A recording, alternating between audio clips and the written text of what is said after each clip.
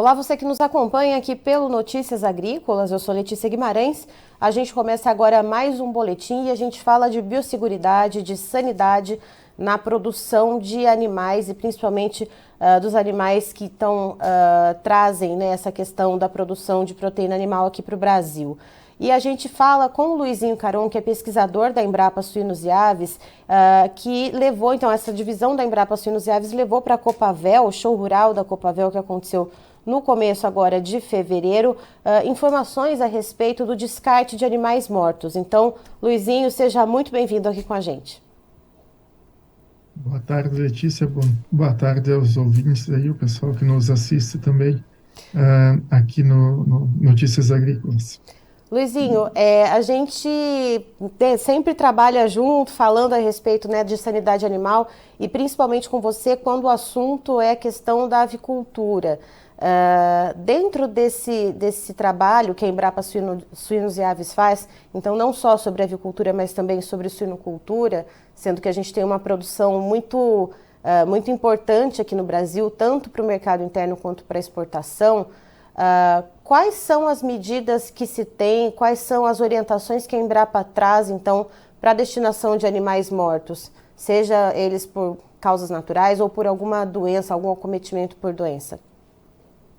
Assim, exatamente o destino dos animais mortos, ele é dividido, né, em duas faces ou dois tipos diferentes, que é o primeiro delas é aquela mortalidade do dia a dia do aviário.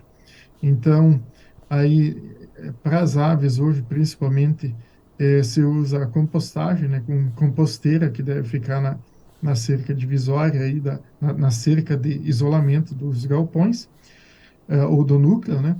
E também existe aí a possibilidade, aí alguns estados têm a possibilidade de processamento, né, dessas carcaças. No caso de doenças, cada propriedade tem que ter no plano de contingência, a maioria das empresas faz um plano para cada propriedade, que pode ser diferente, mas a maioria aí envolve a compostagem dos animais direto na propriedade, juntando, né, os animais mortos com resíduos aí de madeira, né, como maravalha ou com a serragem para fazer essa compostagem e cobertos com lona. E Luizinho, pensando justamente, como você falou, né, nesse caso de doenças, a gente está então com um alerta agora bem aceso, né, em relação à questão da influenza aviária. A gente já trouxe aqui no Notícias Agrícolas que no continente americano são 16 países que têm casos de influenza aviária, seja com aves silvestres ou em aves comerciais. Aqui na América do Sul são 8 países, 6 deles fronteiriços aqui ao Brasil, né, e 2 deles principalmente muito aqui não, né, aí perto da região sul do país. Num caso, por exemplo, hipotético, lembrando a você que nos assiste, o Brasil não tem caso de influenza aviária. Se houver, por exemplo, numa granja, um caso foi detectado ali, foi comprovado, é necessário, qual que é o proceder, né? É necessário fazer o abate dessas aves, como que isso é feito e como que é realizada, então, essa compostagem, como você citou? Assim, é só dar uma breve introdução aí. A gente tem, o Brasil tem o plano de contingência da influenza aviária e da doença de Newcastle. Então, a Uhum. partir do momento que se detecta um possível surto, uma suspeita, então aí esse plano ele começa a ser ativado. Esse plano é ativado. Uhum. Então, lá existem todos os procedimentos, né? Desde o diagnóstico, como é que essa amostra vai ser enviada, como é que vai ser, com quantas aves, que tecidos e para quem que vai ser enviado, e depois, como é que vai ser o procedimento, se essas aves vão ser abatidas, que procedimento, então, vai ser feita a compostagem na propriedade, talvez dentro do aviário, depois vai ser limpado, desinfetado, todos, além das aves, né? A limpeza e a compostagem também da cama, que não pode sair dali, essa cama está também Uhum. contaminada. Então, depois daí, então, a limpeza, a limpeza com água, né, e desinfecção do aviário. E depois, numa segunda etapa, então, a partir do vazio sanitário de, se eu não me engano, são 90 dias para influenza.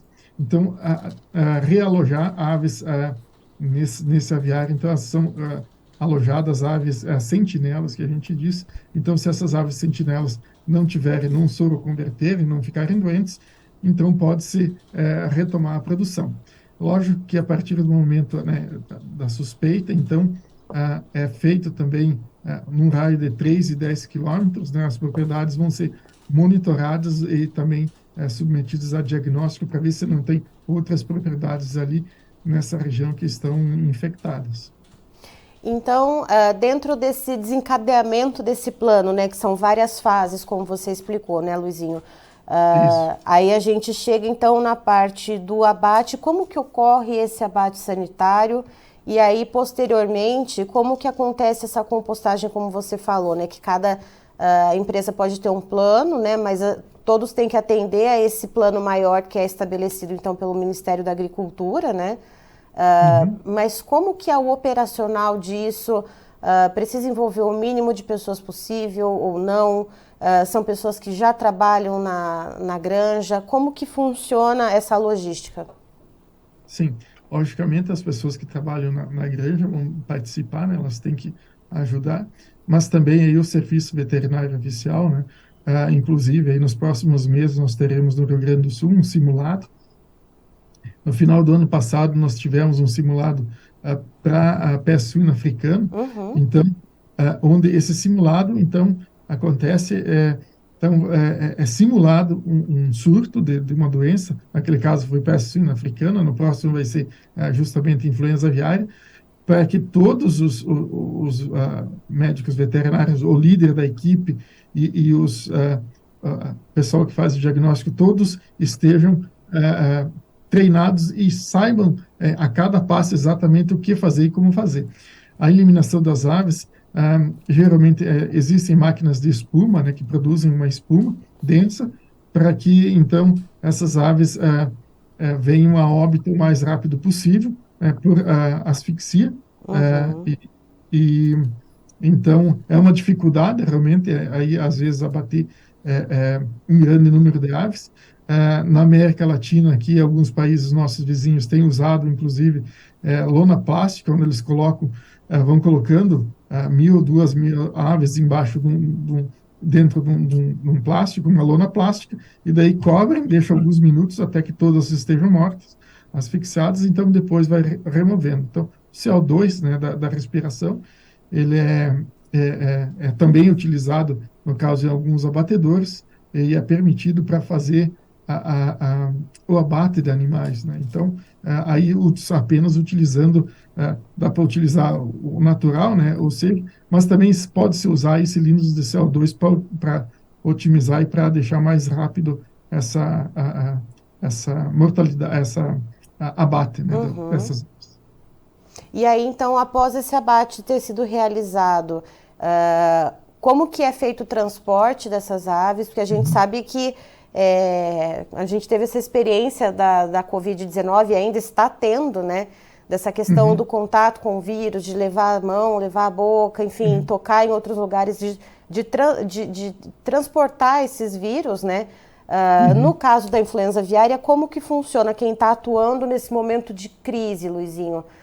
Como que é feito, então, o transporte dessas aves que foram abatidas ali no galpão até o local onde elas vão ser colocadas, então, na compostagem? Então, pode ser sacos, em sacos plásticos, né, fechados, para que não evite o máximo de eliminação no ambiente, né, de pó proveniente dessas aves que podem estar contaminados, né? Pode estar, o pó pode conter, né, carregar o vírus. Uhum, É, e então é colocado uma camada de maravalha ou de serragem, algum substrato, né, com carbono, e daí então uma camada de aves e vai colocando uma camada de aves e uma camada de 10, 20 centímetros desse composto aí de maravalha ou serragem. E depois é coberto com lona. Pode ser colocar uma lona embaixo ou não, aí é a critério do, é, é, das pessoas que estão fazendo aí o procedimento. E Luizinho, pensando nisso, né, e no que a gente estava conversando um pouquinho antes de entrar ao vivo, você disse também, inclusive, que precisa ter alguns cuidados depois que se faz todo esse arranjo, né, que se coloca todas essas aves, essas camadas, então, de pó de serra ou de marvalha e essa lona de cobertura, precisa evitar que se haja contato, né, novamente, então, seja de pessoas ou de animais. Como que funciona para se evitar isso? Existe algum tipo de seca? Qual é o protocolo vigente? É exatamente uma cerca para que animais que cavam, ou mesmo cães, animais domésticos ou selvagens, não venham mexer, né, e desagregar essa estrutura e causar uma contaminação no local e até aí próximo do local onde foi feita a compostagem. Também insetos, né, uma preocupação. A umidade tem que ter a compostagem acontece desde que haja uma determinada uma umidade aí da maravalha, então tem que ter aí uma boa umidade dessa, se não tiver úmido o suficiente, né, a serragem, tem que se molhar para que consiga obter essa umidade para que a reação de compostagem aconteça. E Luizinho, aí quanto tempo que é seguro, então, de repente liberar essa área ou, como se pode dizer, tirar Uhum, a lona? Depois de quanto tempo que é possível entender uhum, e saber que essas aves já foram decompostas, que o vírus que estava ali, então, coberto por uhum. essas camadas e por essa lona, que já foi mitigado, então, esse perigo? É, uma coisa importante é que o vírus da influenza é um vírus bastante sensível, Uhum. então ele é inativado com bastante facilidade.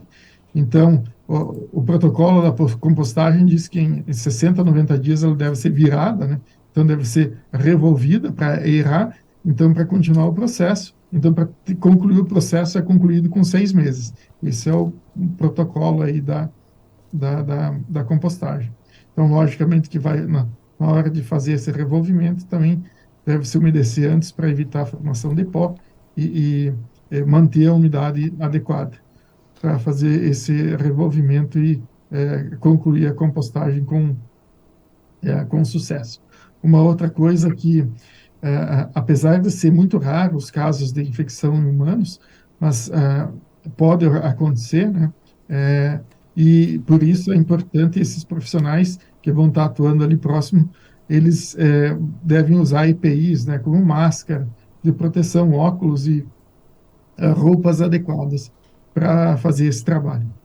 E tem a questão também, né, apesar de ser raro, né, como você disse, né, o ser humano contrair essa doença, mas ele pode atuar como um vetor também, né, Luizinho? Se ele não fizer o uso desses equipamentos adequados e depois a própria desinfecção, né, já que ele lidou com todo esse material contaminado, ele pode carregar esse vírus para outro lugar? Pode carregar nas suas roupas, nas suas vestes, na barba, no cabelo, é, no trato respiratório, inclusive. Então, aí até a literatura cita, né, na roupa e o vírus pode sobreviver de 24 até 48 horas. Então, é muito importante depois de terminar não ir para outra propriedade, fazer um vazio sanitário, tomar banho, trocar de roupa, lavar essas roupas, os calçados, e daí aguardar aí pelo menos 48 horas até ir para outra propriedade. E lembrar também, né, principalmente nesse momento de crise, que granja não é lugar de visita, né, Luizinho? Logicamente, é isso mesmo, que, como eu falei, as nossas roupas, o cabelo, a gente pode albergar o vírus e pode levar ele para dentro da granja. Então, quanto menos, cada vez que uma pessoa entra numa granja, é uma oportunidade de levar o vírus, né? É claro que esse cuidado deve ser tomado pelas pessoas que estão todo dia na granja, as pessoas que trabalham nela, porque elas são a maior, são o maior risco, uma vez que elas entram e saem todo dia, ou mais uma vez por dia, com certeza, de dentro de uma granja. Então, a questão de trocar de roupas, quando possível, as granjas que têm, no caso das reprodutoras, o banho, então, tomar o banho adequadamente, limpar o trato respiratório, e depois trocar o calçado, colocar uma roupa da granja adequada, né? E a última coisa do dia, que é levar os animais mortos durante o dia para a composteira, então não voltar depois da composteira para dentro do aviário. Então troca de roupa novamente, limpa aquele calçado, para depois no outro dia ir até o calçado dentro do aviário deve ser diferente daquele que de fora, em que a pessoa vai levar então os animais para a composteira. Nos Estados Unidos, essa era uma forma de transmissão importante lá em algumas ocasiões aí no surto de influenza, essa questão de animais que podem vir aves que estão na volta da composteira, então depois a pessoa leva lá as aves e no retorno, sem trocar de calçado para dentro do aviário, ela acaba levando, se contaminando e levando o vírus para o seu aviário. E Luizinho, existe algum material, alguma cartilha, algum material de apoio com esses protocolos, com essas dicas de segurança e de biosseguridade que o produtor, o empresário, enfim, possa encontrar, seja pela Embrapa ou seja por meios governamentais, que você possa dar essa dica para a gente disponibilizar também aqui no site? Sim, a Embrapa tem um documento básico aí que é uma revisão aí das principais características do vírus, né? Então, coisas básicas aí sobre a influenza aviária. O Ministério da Agricultura tem no seu site o plano de contingência e todos o PNSA, Programa Nacional de Sanidade Avícola, as instruções normativas que fazem, que regem a biosseguridade. Então, podem ser encontradas no Ministério da Agricultura. Tem um link lá de influenza aviária, onde se encontra todos esses documentos aí. É importante para os técnicos, né, e para os produtores estarem atentos e informados. A informação, não, tenho certeza que é a melhor ferramenta para a gente continuar livres, né, da doença, da influenza aviária e de outras doenças também. Então, você que está nos assistindo, depois quando você for conferir novamente essa entrevista, se quiser reassistir pelo site Notícias Agrícolas, ou até se quiser saber mais sobre essas dicas que o Luizinho trouxe, a gente vai disponibilizar esses links justamente porque o Luizinho está coberto de razão, né, de que a informação precisa ser compartilhada e ela é chave em momentos de prevenção. E Luizinho, uma pergunta que está um pouquinho fora do tópico, ainda que seja relacionada à influenza aviária, eu queria saber se a Embrapa está também acompanhando alguns casos que a gente tem visto de detecção do vírus da influenza aviária em mamíferos. Por exemplo, o leão marinho, visons na Espanha. Leão marinho teve um caso também, foi no Peru, se não me engano. Não, perdão, no Chile, foi detectado no Chile, caso em leão marinho, e uma fazenda de visons na Espanha. A Embrapa está acompanhando esse desenvolvimento desses estudos para saber como que está sendo feita essa transmissão e quais seriam as possibilidades, se você puder elencar alguma hipótese aí enquanto pesquisador para a gente. Sim. Não, isso é esse tipo de acontecimento de infecção de mamíferos, ele é relatado desde 2000, 2001, quando houveram lá 96, 97 os primeiros casos desse H5N1 lá na Ásia. Já houve infecção, inclusive, de animais zoológicos na época, que foi alimentado os animais zoológicos com aves doentes, e esses animais acabaram se infectando. Como eu falei inicialmente, assim como para o humano, o mamífero ele não tem receptores no seu trato respiratório superior. Então, é só lá no fundo do seu pulmão, lá nos seus brônquios e bronquíolos.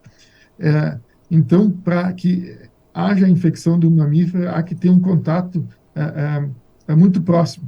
No caso aí, esses animais, os leões marinhos, eles caçam essas aves. E essas aves, como estão doentes, elas são presas mais fáceis. Então, esse contato muito íntimo aí, inclusive alguns mamíferos que, inclusive, possam brincar com esse tipo de ave que está moribunda, eles acabam se infectando por esse contato muito próximo e por estar se alimentando ali diretamente da ave ainda moribunda. Ou seja, vocês estão vendo aí, gente, por isso que a gente sempre traz o Luizinho Caron aqui para falar a respeito de influenza aviária aqui no Notícias Agrícolas, porque são sempre pessoas, uma entidade que está sempre muito ligada a tudo o que está acontecendo, os pesquisadores da Embrapa de primeira linha. Luizinho, muito obrigada pela sua participação aqui com a gente, eu agradeço demais esse compartilhamento e a gente segue trocando figurinha então, porque seguimos vigilantes, né? Isso, obrigado, Letícia. Só mais um detalhe. Opa! Geralmente a transmissão entre os mamíferos, ela não ocorre. Ela é muito rara. Não é que ela não ocorra, ela é muito rara. Sempre eles adquirem a doença direto da ave, né? A preocupação maior seria se houvesse essa transmissão de mamífero para mamífero ou de humano para humano. Obrigado. Tá vendo aí, gente? Então, praticamente uma aula dada aí pelo Luizinho Caron, que é pesquisador da Embrapa Suínos e Aves. Vocês já devem ter visto ele por aqui no Notícias Agrícolas, porque ele está sempre muito ligado nesses acontecimentos, nessas questões de biosseguridade, principalmente quando é ligado à avicultura. Então, o que o Luizinho trouxe para a gente, né? Que também foi assunto, inclusive, no show rural da Copavel em Cascavel, no Paraná, no começo desse mês de fevereiro. Informações a respeito do descarte de animais mortos com segurança, respeitando as normas de biosseguridade. Seja essa morte uma morte natural para suínos ou para aves, ou por acometimento por doença. E no caso de doença, a gente trouxe esse assunto da influenza aviária, uma vez que é uma questão que está trazendo um alerta grande para o Brasil. Lembrando, mais uma vez, pontuando você que acompanha aqui no Notícias Agrícolas, que a gente está sempre atualizando, né, como que está progredindo essa propagação da doença aqui na América do Sul, principalmente. Até agora, até esse momento, no dia, então, 17 de fevereiro, para detalhar aqui para vocês, temos 8 países na América do Sul com casos da doença, sendo que 6 países são fronteiriços aqui ao Brasil e Argentina e Uruguai, aqui muito fronteiriços à região sul do país, onde se concentra a produção de aves de corte. E o que o Luizinho explicou para a gente? Como que acontece, então, desde da detecção da doença, né, da suspeita, então coleta de amostra, para onde vai ser levado, quais tecidos, né, das aves vão ser retirados como amostra, para qual laboratório vai ser levado, detectou a doença, como vai ser feito o abate sanitário, como que vai ser feito então o despojo dessas aves, né, para que seja isso feito de maneira segura. Então é uma parceria tanto com o pessoal que já trabalha naquela granja, quanto com o serviço veterinário ali da região do município. E geralmente, segundo o Luizinho, o protocolo que se é usado para fazer então esse descarte das aves que foram abatidas de maneira preventiva, para que não se transmita, para que não se propague o vírus da influenza aviária ou da doença de Newcastle, por exemplo, que o Luizinho também citou, é feita então a compostagem, né? Essas aves elas são abatidas, elas são recolhidas em sacos plásticos bem fechados e é feita então camadas com esses sacos plásticos com as aves que foram abatidas, serragem, mas enfim, né, vão se fazendo camadas, se cobre com uma lona e esse ambiente precisa ser cercado para que não haja entrada, por exemplo, de animais domésticos como cães e gatos ou animais selvagens também que possam ali cavar, que possam fuçar naquela terra e agir como vetores da doença, acabar levando esse vírus para outros espaços. E segundo o Luizinho, esse processo, então, para que essa área seja definitivamente, então, essa área que foi feito o descarte das aves, para que ela seja definitivamente liberada, ele leva praticamente 6 meses. E a granja em si, onde essas aves contaminadas estavam, elas também precisam ter um cuidado muito especial. Essas aves, após retiradas de lá, tem que remover toda a cama desse aviário, tem que fazer a limpeza, tem que fazer a desinfecção. Essa cama também precisa ser descartada de maneira muito responsável, porque ela também está contaminada, também contém o vírus ali. Depois de limpa, são colocadas naquele aviário aves sentinelas, justamente para ver se ainda existe algum vestígio daquele vírus ali. Se essas aves ficarem doentes, essas sentinelas, é sinal de que ainda há contaminação. Então, existe todo um protocolo que precisa ser seguido. A Embrapa Suínos e Aves disponibiliza informações desses protocolos. Luizinho Caron também trouxe informações a respeito dos protocolos exigidos pelo Ministério da Agricultura, Pecuária e Abastecimento, que é de suma importância para evitar que essa doença, então, atinja o país e principalmente que se atingir, né, que esse protocolo que é desencadeado, esse plano de ação e de contingenciamento funcione, é preciso que tenha informação que chegue, então, a todo o setor produtivo e que essas medidas sejam tomadas de maneira muito correta. Eu encerro por aqui, daqui a pouco tem mais informações para você, fique ligado.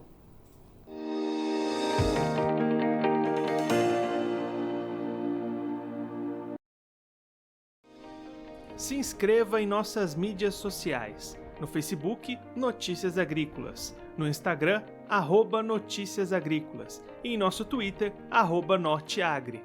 E para não perder nenhum vídeo, não se esqueça de nos acompanhar no YouTube e na Twitch, Notícias Agrícolas Oficial.